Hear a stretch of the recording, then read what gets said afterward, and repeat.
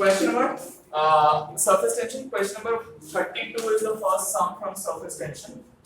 So question number 32 says a U-shaped wire is dipped in a soap solution and removed. A thin soap film formed between the wire and the slider. Like slider supports a weight of this much. मतलब ऐसा एक U-shaped wire था, ठीक है? हाँ क्या? उल्टा ही question की बोल रहा है?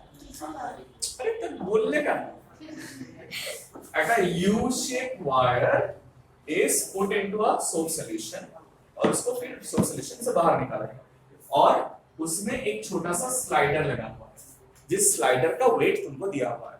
तो बोल रहे हैं जैसे सोप सॉल्यूशन से बाहर निकाले तो वो स्लाइडर को क्या कर रहा है? बैलेंस कर रहा है। स्लाइडर का वेट को बैलेंस कर रहा है। क्यों बैलेंस कर रहा है? क्योंकि स्लाइडर का वेट किधर एक्ट करेगा? डाउनवर्ड डायरेक्शन में, और सोप फिल्म किधर बना हुआ है? इधर बना हुआ है ना। तो सरफेस टेंशन वाला फोर्स इधर एक्ट करेगा towards the soap film, and that's why that will balance the weight of the body. तो surface tension जो force experience कर रहा है वो force is balancing the mg weight of the body. अब mg कितना दिया हुआ है देखो 1.5 into -2 न्यूटन, और कितना लेंथ है स्लाइडर का दिया हुआ है 30 centimetre which is 0.3 metre, right? So surface tension according to the formula should be कितना 1.5 into 10 to the power -2 by 0.3 और इधर एक छोटा सा प्रॉब्लम है into 2 होगा। क्यों 2 होगा into? small weight of the slider क्यों है ना? नहीं एयर में है ना, नहीं ये जो थिन फिल्म है ना इसका कितना फेस सरफेसेस है? इसलिए फ्रंट सरफेस है, बैक सरफेस है। समझ में आया? तो फ्रंट सरफेस में भी S into L एक्ट करेगा, बैक सरफेस में भी S into L एक्ट करेगा। तो इसलिए 2SL is equal to mg।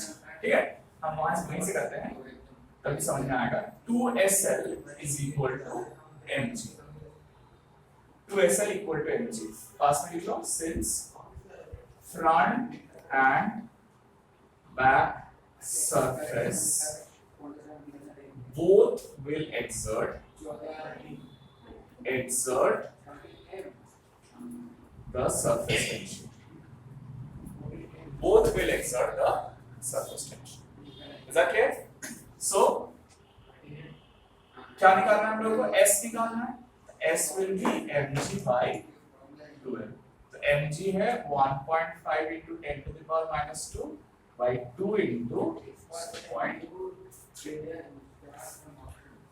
and of course the unit will be Newton per meter. So ये टाइप ऑफ सम में सबसे ज्यादा मिस्टेक यही होता है कि हम लोग सिर्फ एक ही सरफेस चूज कर लेते हैं और SL equal to mg करते हैं। SL equal to mg नहीं करना है, हम लोग को twice SL equal करना है क्योंकि दो सरफेसेस हैं। Next question.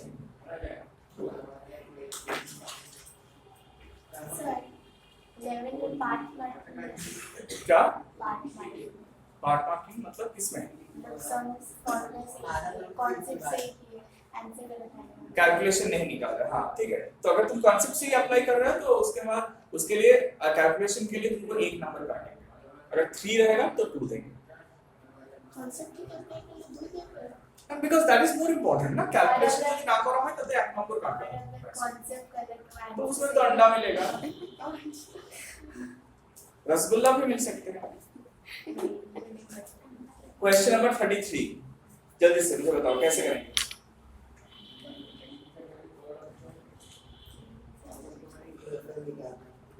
हाँ कहाँ पर निकालना है? हाँ तो क्या यूज करेंगे?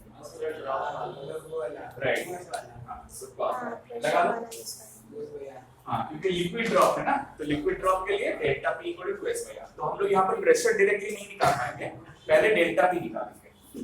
तो डेल्टा पी क्या होता है हम लोगों को फॉर्मूला के हिसाब से मालूम है, इट इज 2s/r।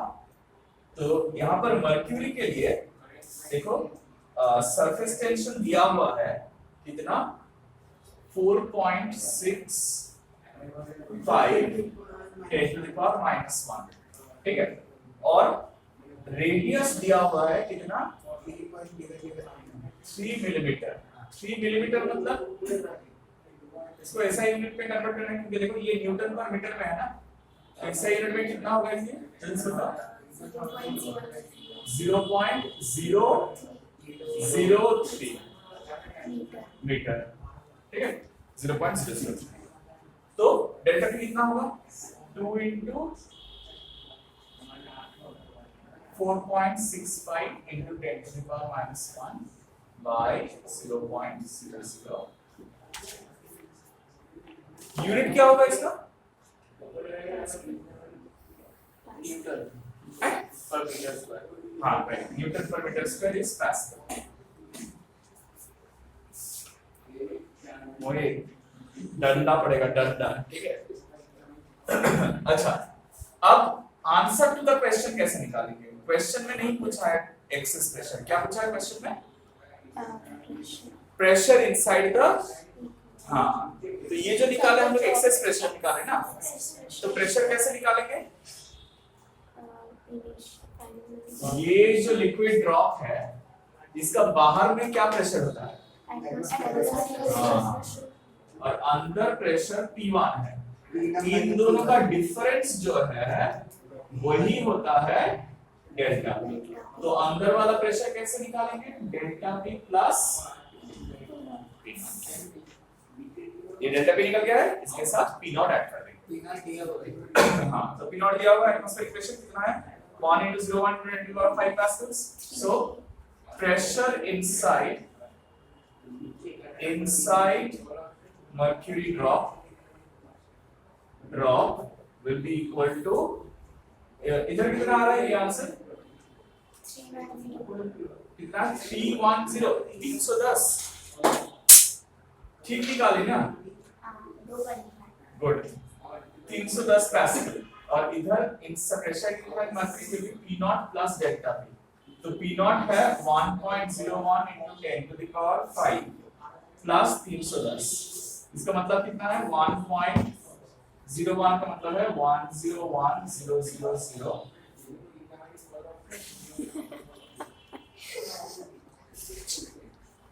ऑब्वियसली मोरो हॉबी ऑब्वियसली कॉस्मोस सीवे चिंता ना दिन रात का देता।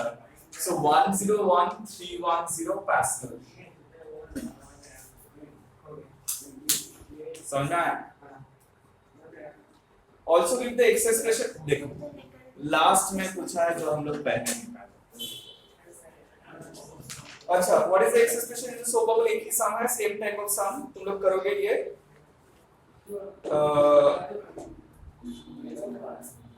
हाँ, अच्छा इसका सेकंड वाला पार्ट कैसे करोगे?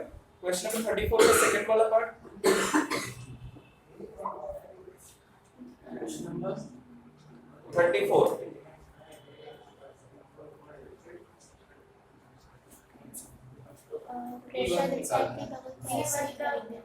फर्स्ट वाला पार्ट ऑफ द क्वेश्चन ऐसे ही निकालेंगे, same method, pressure inside the bubble ऐसे ही होगा सेम। सिर्फ यहाँ पर क्या है क्वेश्चन, वो सोप सॉल्यूशन सोप बबल है ना, तो हम लोग को 4s/r लेना पड़ेगा। ये जो हम लोग 2s/r लिए है उसके लिए क्या लेना पड़ेगा 4s/r। फर्स्ट पार्ट हो गया। अब सेकंड पार्ट उसी सम का देखो, प्रेशर इनसाइड वाला, inside the bubble. Pressure inside question number 34 पढ़ रहे हैं ना हम लोग, तो 34 में दो क्वेश्चन है ना। एक्सेस प्रेशर पूछा है और inside the pressure inside the दोनों पूछे। कहां पर? 34 व्हाट इज एक्सेस प्रेशर और व्हाट इज द कौन सा सेकंड पार्ट या फर्स्ट पार्ट के लिए पूछ रही हो? Sir first part excess pressure है, second part what would be the pressure inside the bubble. लेकिन झमेला है सेकंड पार्ट में क्या है, बबल सरफेस पे है क्या?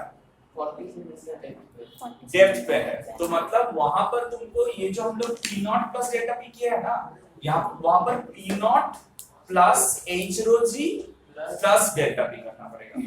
समझ में आया क्यों?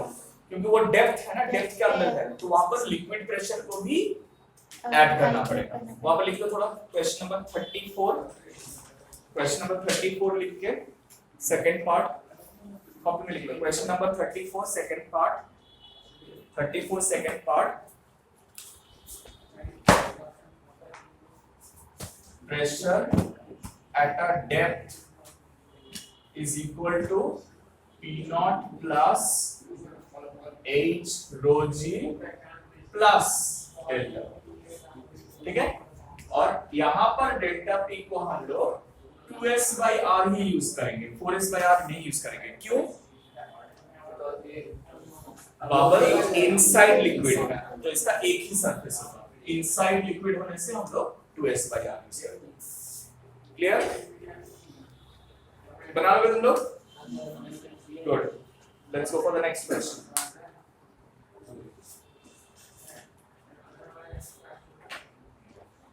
हाँ, ये सम पढ़ के मुझे बताओ कौन सा कंसेप्ट के ऊपर है ये, quickly.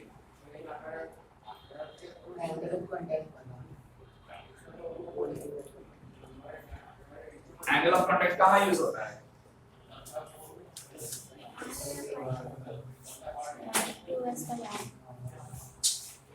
Angle of contact 2s by r। नहीं वो उसने क्वेश्चन पूछा था। कौन सी ज्यादा हाँ, एक ही जगह आएंगे। Capillary rise, capillary rise is 2s cos theta by r। लेकिन यहाँ पर राइज हो रहा है क्या? क्या हो रहा है? यहाँ पर राइज नहीं होके क्या हो रहा है? फॉल हो रहा है, राइट? यहाँ पर राइज नहीं होके फॉल हो रहा है। माइनस लगा देंगे। नहीं, माइनस क्यों? सेम ही फॉर्मूला यूज करेंगे, कोई दिक्कत नहीं है। सिर्फ ये एज हाइट जो राइज होना चाहिए था उसके जगह में क्या होगा? फॉल होगा, और कुछ नहीं।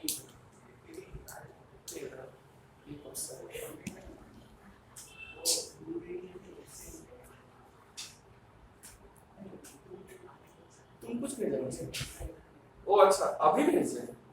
पहले भेजे? अच्छा, एक मिनट का। अच्छा, वेल जल्दी से जल्दी सी वाला सम कर लेते हैं जल्दी से। मुझे बताओ क्या दिया हुआ है? Mercury has an angle of contact कितना डिग्री? 140 डिग्री। तो 140 डिग्री एंगल ऑफ कांटेक्ट है। समझ जाओ इसमें क्या होगा? ऑब्ट्यूस एंगल ऑफ कांटेक्ट कब होता है? जब कब होता है ऑब्ट्यूस एंगल ऑफ कांटेक्ट? कब होता है? 90 डिग्री से कन्वेक्स। राइट, जब कन्वेक्स सरफेस होता है, मेनिस्कस कन्वेक्स होता है, कनकेव नहीं होता है। तो कनकेव मेनिस्कस मर्क्यूरी के लिए होता है, तो उसमें क्या होता है? लिक्विड जो होता है वो कैपिलरी ट्यूब में नीचे चला जाता है, वो ऊपर नहीं आता है। समझना है? So mercury has an angle of contact equal to theta equal to 140 degree. फिर क्या बोला है? With a soda lime glass, a narrow tube of radius 1 millimetre, radius 1 millimeter made of this glass is dipped in a trough containing mercury. By what amount does the mercury dip down in the tube relative to the liquid surface outside? तो obviously कोई formula लगाना है, तो लिख लेते हैं क्या क्या डेटा दिया हुआ है। सरफेस टेंशन कितना दिया हुआ है? 0.465 न्यूटन पर मीटर दिया हुआ है। डेंसिटी ऑफ मर्क्यूरी दिया हुआ है रो कितना? 13.6 into 10 to the power 3 kilogram पर मीटर क्यूब। तो सब एसआई में है, तो ये रेडियस को एसआई में ले लेते हैं 001 मीटर। तो देखो सारा वैल्यू दिया हुआ है, सिर्फ h लिखा है, तो डाल दो ना। h is equal to 2 into